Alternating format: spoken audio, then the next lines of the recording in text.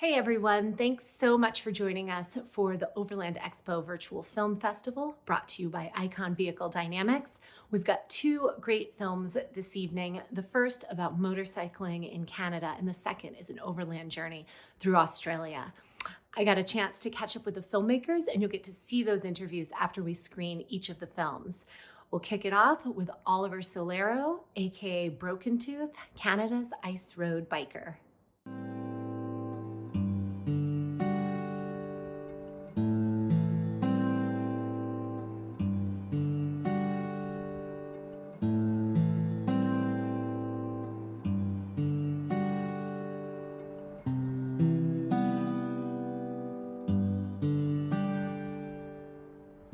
We have thousands and thousands of kilometers of winter roads up here in Ontario and really throughout the country.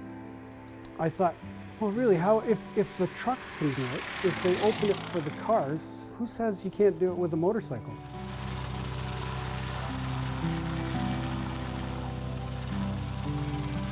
You know, this time I'm sleeping with the polar bears. Prior to that, I was worried about, things like wolves and the cold. The simple truth is, it's just another riding season.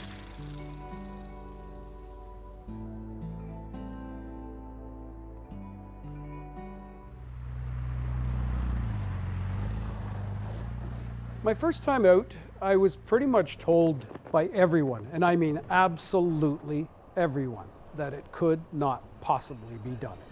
It's never been done, it can't be done, it won't be done. So I did it. Or I did most of it anyway. Hopefully we'll make it to Saskatchewan by nightfall. There's no guarantees, but I am prepared to ride at night and I am prepared to sleep out in the snow. I'm actually starting to lose my ability to speak. It's about minus 25 now, but my face is firming up, so my words are getting more and more slurred. You'll have to excuse my diction.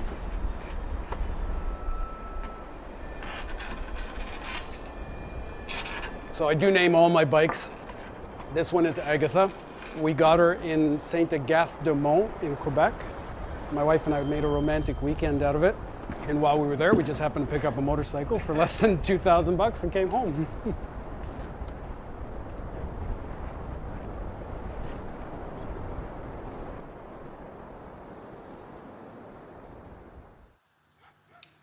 As far as anybody could remember, or as far as I've been told, there has never ever been a motorcycle in Fort Severn or Pewanik or possibly even Shamattawa. I'm the first person on two wheels. Now, granted, yes, they have snowmobiles and ATVs and what have you, but motorcycles, there's no reason to have one up there. Even though these are incredible snowmobile boots, it's not like my feet are going to be down in a footwell somewhere. They're going to be out in the open. So this might be a bit redundant, but I'm going to take a chance and hook them up anyway. They're really just toe warmers. And I just plug them into a little thermostat controller on my dash.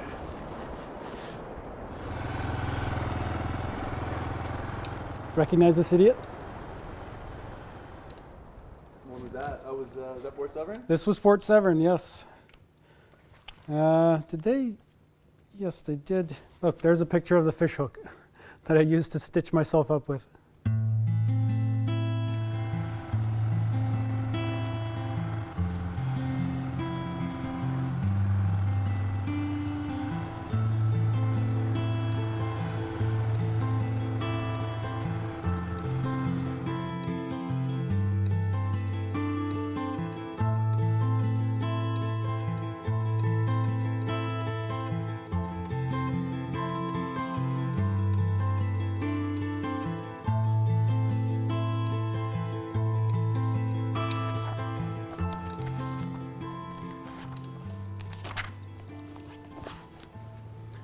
The cremation of Sam McGee, Robert W. Service.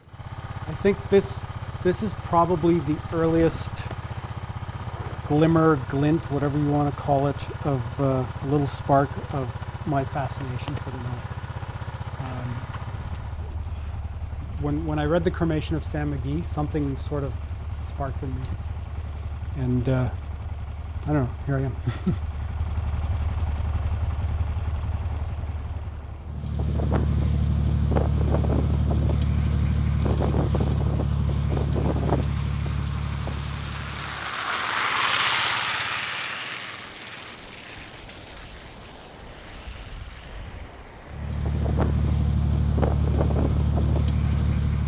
I picked this bike, this KLR 650, because sometimes when you're doing stuff like this, you need a surgical tool, and sometimes you need a hammer.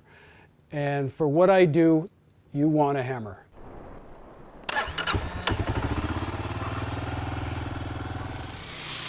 You need something that's reliable, that's under stressed, that you can fix out in the field, that when it breaks you can duct tape and chicken wire and zip tie it back together again, and at -40 you want to be able to push that button and go. And this bike has thus far done that every time.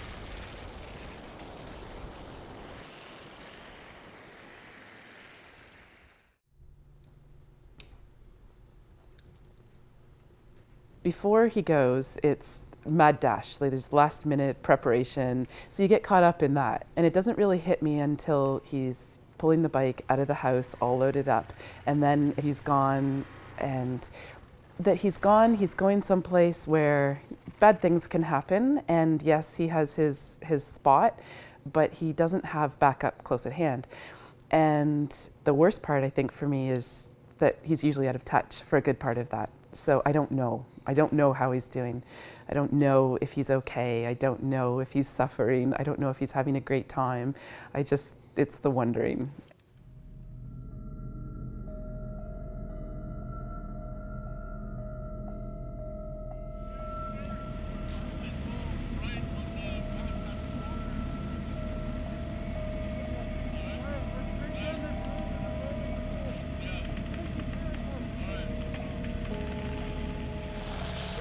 Doesn't get much colder than that.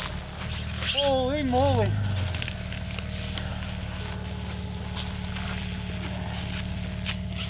That was an interesting ride. Especially the last hour. Yeah. We were worried about you too. Well, I'm a bit worried about myself. Fuck. Yo, let's go in. You're killing me out here. What's the temperature? -34. -34, okay. Yeah.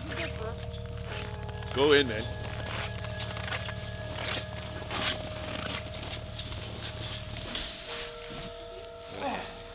You know what? I can't get my helmet off because my mustache is frozen to my chin bar. I'm gonna have to wait a little bit. Oh yeah, it's like a block of ice in here. Okay, well I'll take my other stuff off and I'll just walk around with a helmet for a bit. Oh man, I'm just glad you're okay.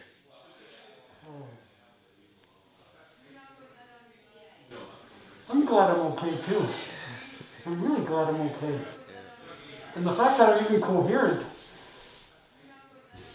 Actually, you know what? My body was really good. I had all the right gear on for my body. It's just my extremities. I wasn't quite set up for this kind of cold out my extremities.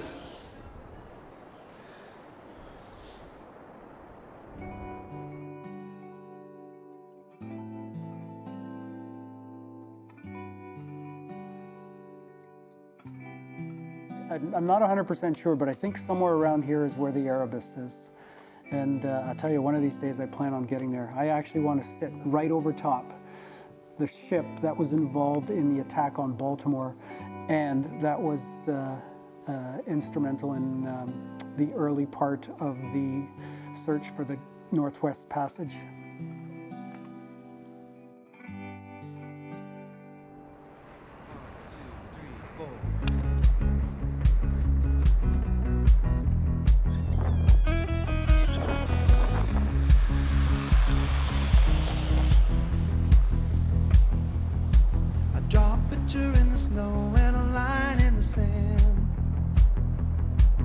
I'm a simple boy, but a Canadian man.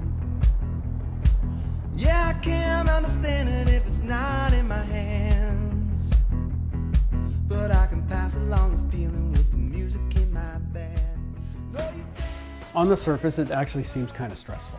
It appears to be stressful, but when you start to build up that adrenaline and you get to a certain level, it's not like some of the other things that you do on vacation or, you know, extreme sports or whatever you want to call it, where your adrenaline peaks and valleys, the sort of stuff that I do out here, the adrenaline doesn't shoot up as high, but it gets to a sustainable level where you can keep it going for weeks on end. And I can't think of too many things that I've ever done in my entire life where I can get up every morning and pretty much be as excited from the moment I put the key in until the moment I go to sleep exhausted that night and do it all over again. No, you can't always do what you want. Do what you need instead. You can climb every mountain and every tree, but never get ahead. Oh.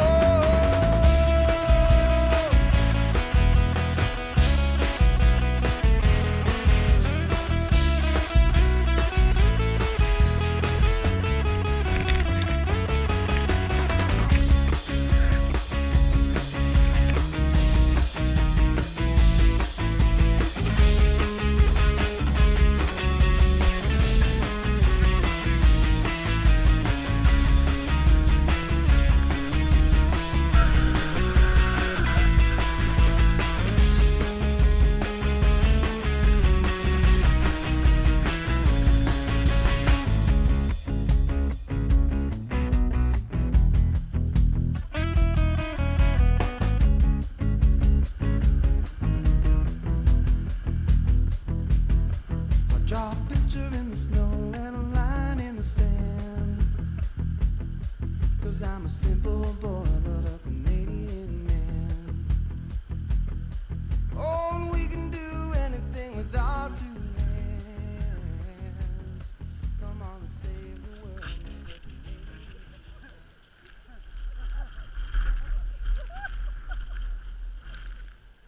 Oliver, thank you so much for joining me. Thanks for taking the time. Oh, it's a pleasure.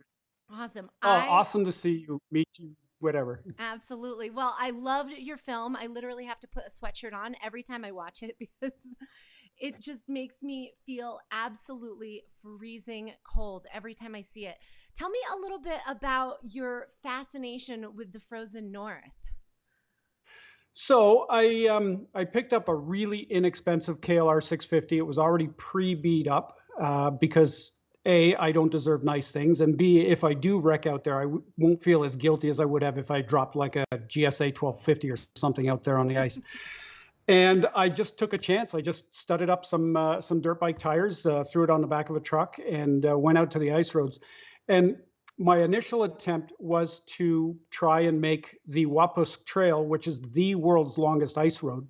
But a combination of actually not really knowing what the fuck I was doing and the fact that I didn't really have all that much time conspired against me. I ended up freezing my cornea. I lost my vision for a little bit, almost lost a couple of toes, almost lost a couple of fingers, opened up my leg, had to stitch that trail side. So the first year was a bit of a wash. Came back a couple of years later, which is this film here. A buddy of mine jumped in my beat up old Jeep and followed me with a camera up to the staging point. So what you'll see in this film is sort of the lead up to the Wapusk Trail. The really cool stuff actually happened when there were no cameras, which is sort of like a bit of a almost meet up with a polar bear. I got to hang out with a herd of caribou. Lots of friends up there. It was just an awesome trip. I got to see minus 47 degrees on a motorcycle, which, to be perfectly honest with you, sounds romantic and exciting, but it isn't. Oh, I love it. You were just in some of the most inhospitable climates that I could possibly imagine for motorcycling. What kept you going when you were out there? Ignorance and denial. It's worked for me all these years, and I continue to use it as a crutch. I'm not a big fan of the cold. I don't have this superhuman ability to deal with these temperatures. For the most part, it's all about the gear. I have good gear and a never-ending positive attitude where even in the face of there's no way this is going to work, I just Pollyanna myself into continuing thinking that it's going to. But even though I particularly am not a big fan of the cold, there is only one way to see what you can see when you're up there, and that's during that time of year. There is no other way to get a motorcycle up there aside from a helicopter. There's no other way to get a motorcycle up there. It's muskeg, it's swamp, it's not interconnected. So a lot of these places, a lot of these sites, a lot of these people, these experiences will never ever happen unless you're willing to put yourself through sustained -30, -40 degree riding. And it's worth it. And it started off as a bit of a roll of the dice where, you know, it all could have gone south on me and I could have wrecked and that would have been the end of it. But I've been up there enough times. I've had enough dumps. I've had enough crashes and experiences to sort of piece together the skill set to do this to the point now where it's no longer an unknown entity. I know that if I'm going to do an ice road run, I at least, rather than only knowing 10% of what's going to happen, I now know at least 11. That is so good. You kind of early on in the film, you allude to that concept of they say it can't be done, so I did it. Tell me a little bit about that. I think I started rebelling from like the womb stage. My whole life has been a never-ending series of contrarian events, I guess. And this may sound like I knew what I was doing going into it, or I had some kind of inkling. I have had 1,000 crazy ideas and schemes rattling around in this skull. Most of them don't work. Most of them fail miserably. Most of them crash and burn and are epic, ridiculous mistakes. But every once in a while, one of them tends to pop up that it's like, holy shit, he pulled it off, right? And those are the ones I tend to run with. And the ice road run was one of them. I've floated bikes on pontoons that down distances like 30 times further than the Darien Gap, simply because you're not supposed to. And I guess I've adopted that methodology for a lifestyle choice, I guess you could call it. If you tell me I can't do it, I am going to move hell and high water to prove you wrong. I love it. I don't care how ridiculous I look doing it either, as you can tell. It is just an absolute feat to to think about riding that machine through the ice. It really is. From one motorcyclist to another, I commend you in the highest. You've put together a really great film about it. Thank you so much for making it, for taking the time to talk with me, and I look forward to catching up with your next adventure. Yeah, I'm so bummed that we couldn't make it out to the Overland Expo this year. It's just crushing me. Happy trails to you guys. Rubber slide down, and Eva, take care. Cheers. Thank you so much. Thanks, you guys. Our second film of the evening is called Little Victories. It was the winner of the Overlander Film Festival earlier this year. After we screen the film, I catch up with Ant and Emma. They're in their troopy somewhere in Australia, and the video is a little glitchy, but the audio is great. So please stick around for their interview after we watch Little Victories.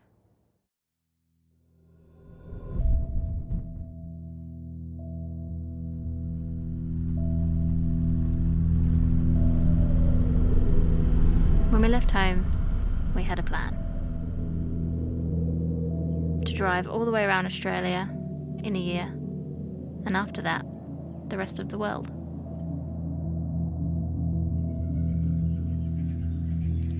We would have been shipping out to Canada by now. It's not gone very well at all, has it? Not really. Oh.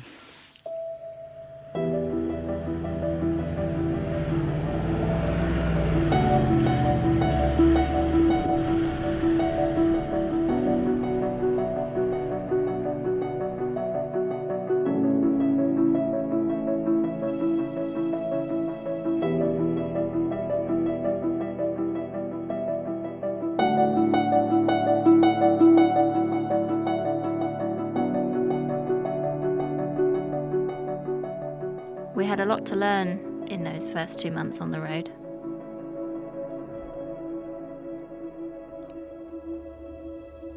I think we had an idea, or a perception at least, of what adventure was, you know? And in those first 2 months in Tasmania, I think we found it.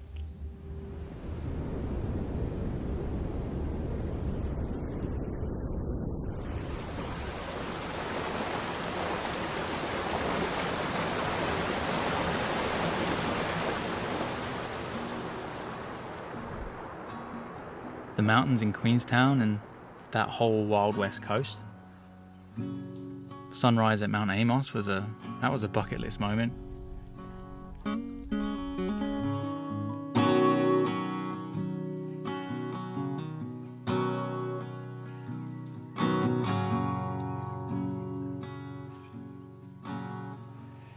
And getting as far south as we could go, southernmost point of Australia down at South Cape, that was cool.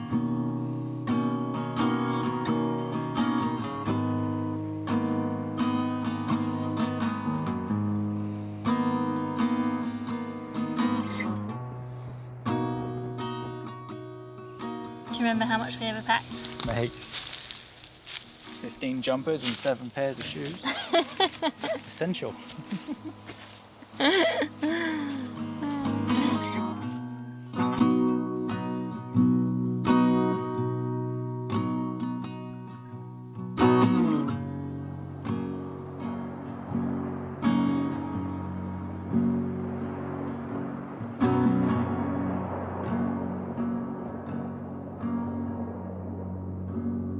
And then the fires came.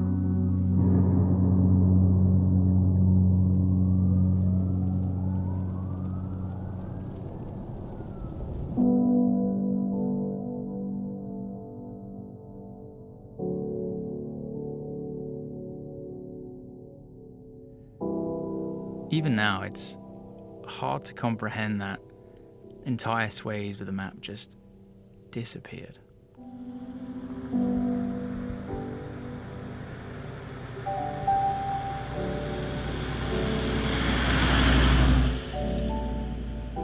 It was hard to watch. And everything shifted from our plans to, well, what can we do to help? How can we support? Because something much bigger and way more important was happening around us.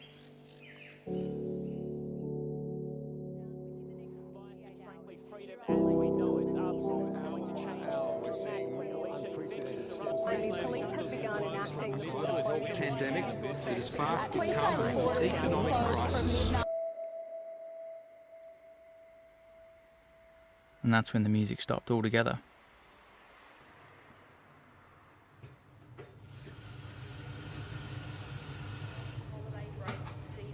Roadblocks will be set up with police checks on major highways. Those arriving by air will be met by police and required to self-isolate for 14 days.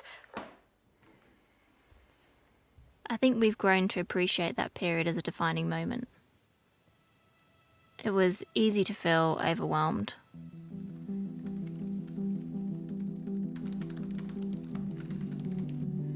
I can remember both of us almost mourning the experience we were supposed to be having.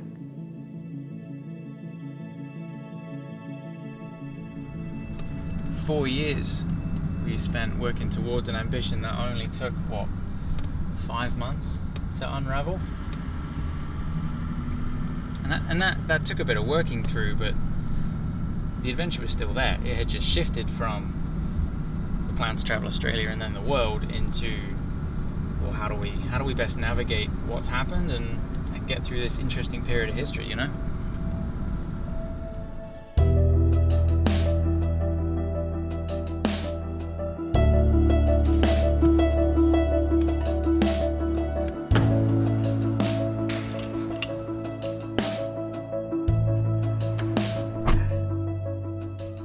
Just like old times, isn't it?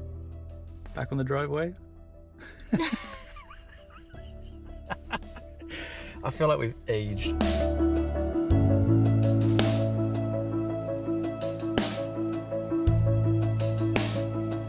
And here we are. Here we are, in a car park, just doing his best.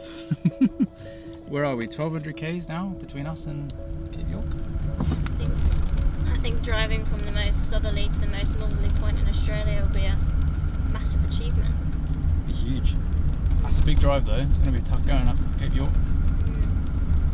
I'll drive.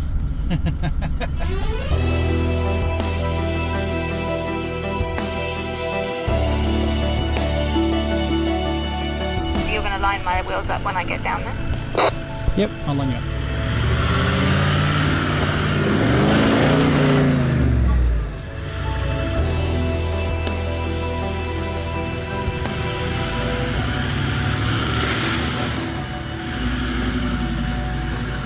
side's about to drop now. And now the back will drop now. And carry on.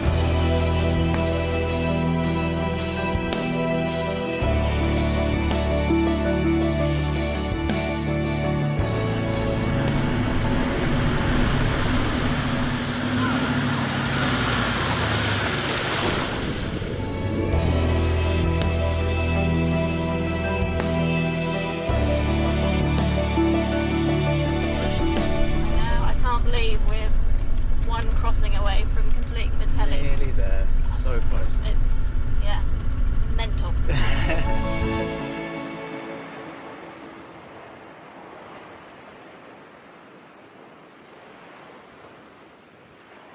When we left home, we did have a plan. 300 days on the road today, though, and I'm not really sure where we'll be next week. But the best moments have been on the other side of the things we didn't see coming, you know? Each one's a little victory. All we can do is keep trying. Yeah, the little victories. That's where the adventure is, I think. We'll figure it out.